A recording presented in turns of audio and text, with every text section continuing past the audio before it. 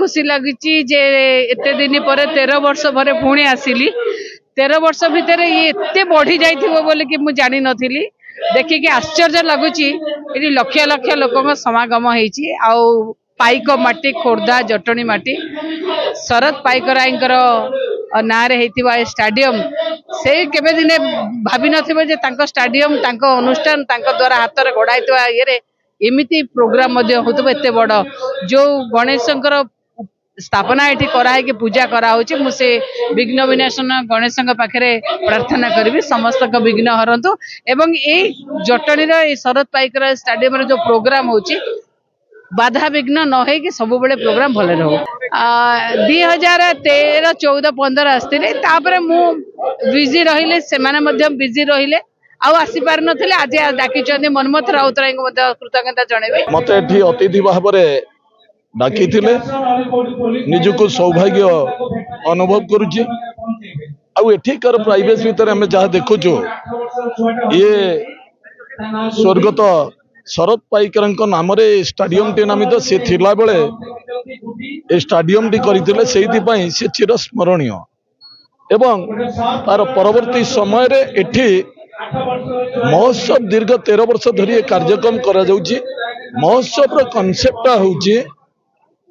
एठी गोटे स्टेज टे तैयारी हबो स्टेज माध्यम रे अतिथि मानकु डका जाए ए जटणीर सर्वांगीन उन्नति करिबा पई ए मंच गोटे दरकार जो थे अतिथि माने आसीबे एठी कल्चरल प्रोग्राम करा जिवो ता माध्यम रे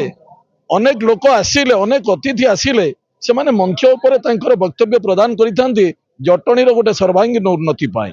सेति पई जहार जेतिकी भूमिका अछि ए मंच माध्यम रे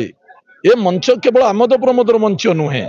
ए मंच होउची ए अंचल विकास मंच सेइति पई जो युव परिषद कलिंग युव परिषद जो प्रयास जो कष्ट जो चेष्टा चली निश्चित गोटे भल पदक्षेप नहीं हृदय सहित समस्त को गोटे धन्यवाद दूची एवं ए मंचर प्रत्येक अतिथि माने तांकर जो वक्तव्य देइचंती सारा गर्भ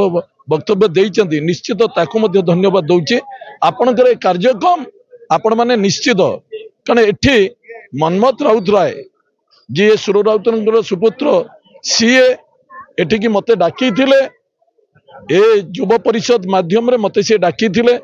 मु निजको गर्व अनुभव करुचे एभली एक अनुष्ठान को आसी मते बहुत भलो लागिला मु दीर्घायु कामना करुची प्रभु जगन्नाथ को प्रार्थना करुची आज गणेश पूजा रे मध्य मु गणपति प्रभु को मुंडिया मारुची ए महोत्सव दीर्घायु हो।